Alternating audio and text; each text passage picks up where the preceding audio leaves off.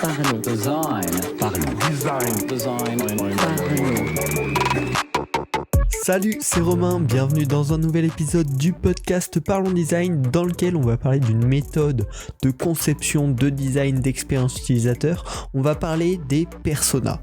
On va voir qu'est-ce que c'est, comment on peut les définir, comment on peut choisir des bons personas, quelles informations sont importantes à enregistrer, à noter lorsqu'on crée un persona et enfin quelques critères qui vont nous permettre de vérifier la qualité des personas qu'on vient de créer. Pour faire ce podcast, je m'appuie sur le livre Méthode de design UX dont je vous ai déjà parlé précédemment et dont je vous reparlerai un peu en fin de ce podcast. Un très bon livre donc sur les méthodes de design UX comme son nom l'exprime vachement bien. Donc déjà, un persona, c'est quoi ? Ça va être l'image d'un utilisateur fictif précis qui aidera l'équipe de conception, qui aidera les designers à se mettre dans la peau de cet utilisateur potentiel. Ça permettra plus facilement de s'immerger en se disant si j'étais ce persona-ci, qu'est-ce que j'aimerais, qu'est-ce que je ferais, comment je réagirais à telle interface. Donc c'est un outil qui facilite la conception d'une interface centrée sur l'utilisateur et ça simplifie, ça facilite également la communication au sein d'une équipe. Si on sait que tel persona ressemble à ça, vit de cette manière, a ses habitudes, a ses problèmes-ci, quand on va dire cette interface, je pense qu'il y a un problème pour tel persona, tout le monde va comprendre car cette personne fictive, tout le monde la connaît, tout le monde sait quels sont ses problèmes, quels sont ses besoins et donc ça va être aussi, en plus d'un outil de conception, un outil de communication au sein de l'équipe de design. Avant de commencer, 2 petites remarques auxquelles il faut faire attention. Un persona, ce n'est jamais une personne réelle connue. Vous pouvez pas dire j'ai tel ami qui est utilisateur de l'application, c'est lui notre persona. Non, faites vraiment attention. Un persona doit rester un archétype fictif. Pourquoi ? Ça permet déjà de se décrocher d'une image d'une personne précise qui peut avoir des penchants ou une personnalité très spécifique qui va du coup un peu biaiser vos résultats. Donc voilà, faut vraiment rester sur un archétype fictif et pas un personnage réel connu. Et enfin le deuxième point, le deuxième warning que j'aimerais faire avant de rentrer plus en détail dans la mise en pratique, c'est qu'un persona design est généralement différentes des personas marketing. Pour un même produit, les personas design et les personas marketing peuvent être plus ou moins différents, mais en tout cas ils sont rarement exactement les mêmes, donc faut faire très attention. Donc on va passer à la mise en pratique. Déjà pour un projet de design, combien de personas il faut créer ? Alors bien sûr ça va dépendre du produit, mais en général c'est recommandé de 3 à 7 personas. Ça va varier selon la largeur des cibles du produit. C'est-à-dire un produit très grand public va avoir plus de personas, car voilà, faut se rendre compte de plus de personnes, alors qu'un produit sur un public plus fermé va avoir moins de personas.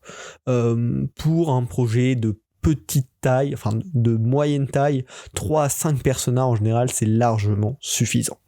Donc dans le livre Méthode de design UX, on propose 6 catégories de personas qu'on peut reconnaître. Donc la première, c'est le persona primaire, ça va être le personnage le plus important, la cible la plus importante de votre application. Le persona secondaire, la deuxième cible finalement de votre dispositif. Il y a également l'idée de la cible négative. En fait, ça va être un persona qui représente quelqu'un qui n'est pas la cible de votre produit. Le but de ça va être de se dire, ça je le ferai peut-être pour ce type de personne, mais ce type de personne ce n'est pas ma cible et donc je ne vais pas le faire comme ça. C'est un concept un petit peu original, un petit peu dérangeant, mais qui peut être intéressant à exploiter. Il y a également le persona acheteur, donc ça va être celui qui ne va pas utiliser directement le produit, mais qui peut l'acheter pour quelqu'un d'autre. Donc ça peut être à prendre en compte, notamment si vous faites une page de vente ou des choses comme cela. On peut également créer des patients de type concerné, des personas de type concerné, c'est-à-dire si on crée une interface pour les médecins, le patient peut faire partie des personas en tant que persona concerné. Et on a également ce qu'on appelle le persona supplémentaire, ça va être des personas en plus qui sont assez généraux, qui n'ont pas de statut particulier, mais qui viennent s'ajouter aux autres personas. Donc maintenant qu'on a un peu les différents types de personas qu'on peut utiliser, comment on crée nos personas de manière pertinente avec les bonnes données sans être à côté de la plaque. La première étape, ça va être de récupérer des données réelles. C'est-à-dire aller au contact de vos utilisateurs et de savoir comment ils sont eux. Ça peut passer par plusieurs méthodes de recherche, la recherche secondaire, des entretiens avec vos utilisateurs, des observations faites avec vos utilisateurs. Voilà, tout ce qui va vous permettre de recueillir des données précises sur des personnes précises pour dégoter tout simplement toutes leurs caractéristiques, tout ce qui fait que ces utilisateurs que vous souhaitez toucher sont eux finalement. Ensuite, une fois que vous aurez fait récupérer toutes ces données, il va falloir identifier des variables, des informations à grouper qui peuvent se noter sous forme de variables. Dans quel but ? Dans le but de créer des axes pour chaque variable. Donc vous allez par exemple faire une variable aisance technique, une variable créativité, et vous pourrez placer tous les utilisateurs que vous avez interviewés sur ces différents axes, sur ces différentes variables. Ensuite, ça va vous permettre de définir des profils types selon ces variables. Vous allez voir que plusieurs profils vont se retrouver à un même endroit sur une même variable, et vous allez, à partir de tous ces points, toutes ces petites caractéristiques que vous aurez notées, que vous aurez regroupées, définir des profils types selon ces variables. Et ensuite, ça va vous mener à la création de fiches persona, qui sont donc un petit peu le résumé, la moyenne de plusieurs personnes et qui créent un profil pour un certain type, puis d'autres personnes qui se ressemblent plus ont créé leur propre profil type, et donc finalement vous allez pouvoir avoir un persona pour chacune des cibles plus globales que vous avez.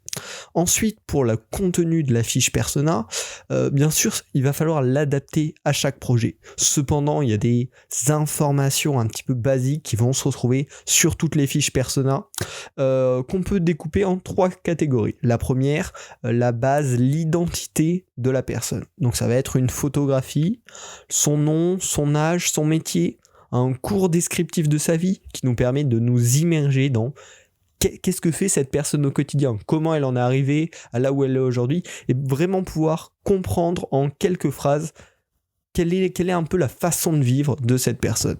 Et ensuite, ce qui est sympa aussi, c'est de mettre une devise, une citation, donc juste une phrase qui va décrire un petit peu l'utilisateur. Quelqu'un qui va découvrir vos personas, un autre designer, il va lire ça et il doit comprendre un petit peu quel est l'état d'esprit de ce persona.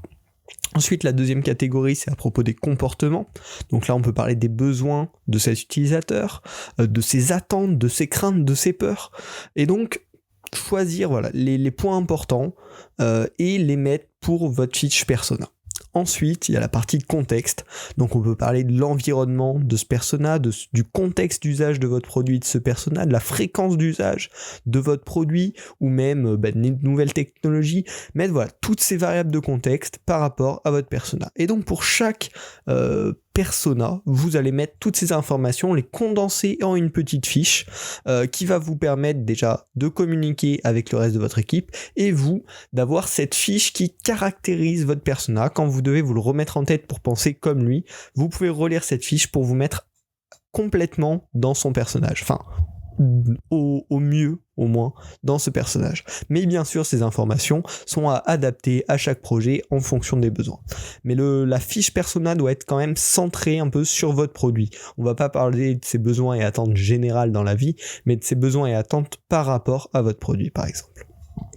Donc enfin, je vous l'avais promis, on va parler de quelques critères de qualité, les critères de qualité de Travis qui vont permettre de déterminer, une fois que vous avez créé vos fiches persona, si elles sont bien pertinentes, si vous n'avez pas fait d'erreur.